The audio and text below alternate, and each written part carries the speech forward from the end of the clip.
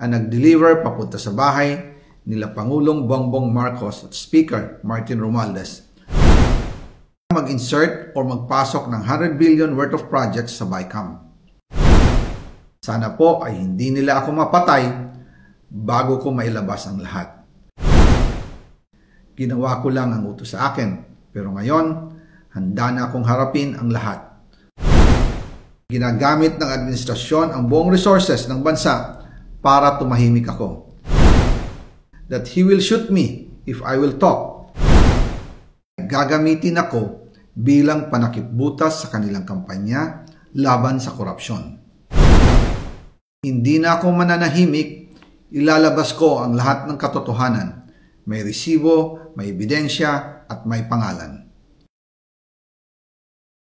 Kaya ngayon ay hinahamon ko si Ombudsman Remulla kung seryoso talaga siya sa mga sinasabi niya sa kanyang press release na idadamay niya pati si Martin Romualdez kung magbibigay ako ng ebidensya. Patunayan niya ngayon ang pronouncement niya.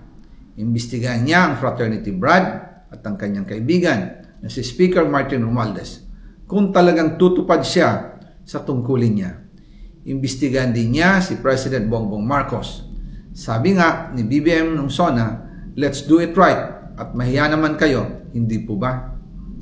Nananawagan din po ako sa Senado na imbestigahan ang 100 billion insertion ni Presidente. Alam ko po na hindi gagawin ni Ombudsman Remulla ang hamon ko. Pero magaling ang Senado sa investigasyon at ako ay naniniwala na dahil sa kanila, lalabas ang katotohanan. Yung pong listahan ng mga projects, ilalabas ko din kasama ng video na ito. Dahil dito, mas lalong darami ang ipafile na kaso sa akin. Ginagamit ng administrasyon ang buong resources ng bansa para tumahimik ako, para masira ang aking kredibilidad. Darami din ang banta sa buhay ko at ng aking pamilya. March 2025 pa lang, si Speaker ay nagpaparinig na sa akin sa aming meeting that he will shoot me if I will talk. At pagkatapos niyang sabihin sa akin in a phone call na don't come home, we will take care of you, tumawag ulit si Speaker Martin at sinabihan niya ako na pag umuwi ako will be dangerous. Kasi they might hire someone to do a rob out on me or hire the police to kill me while in jail. Una pa lang ito sa magusto kong ibunyag. Marami pa akong dadalhin sa liwanag. Isa na dito ay yung kay Henry Alcantara, ang DPWH boys, ang sinasabi nilang halaga sa ICI ay 21 billion. Hindi po totoo yan. Ang totoong numero ay 56 billion pesos at yung pong halaga na yan ay kay Pangulong Bongbong Marcos at Martin Romualdez na punta lahat. Ilalabas ko po ang buong detalye sa darating na mga araw. Kaunting pasensya pa po.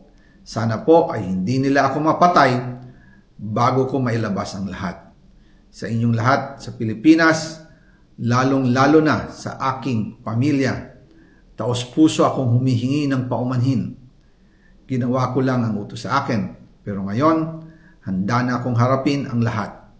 Uulitin ko po, yung pong pera, wala pong napunta sa akin. Dumaan lang po ang pera sa akin para i-deliver kay Speaker Martin Romualdez at Pangulong Marcos. Salamat sa inyong pag-unawa.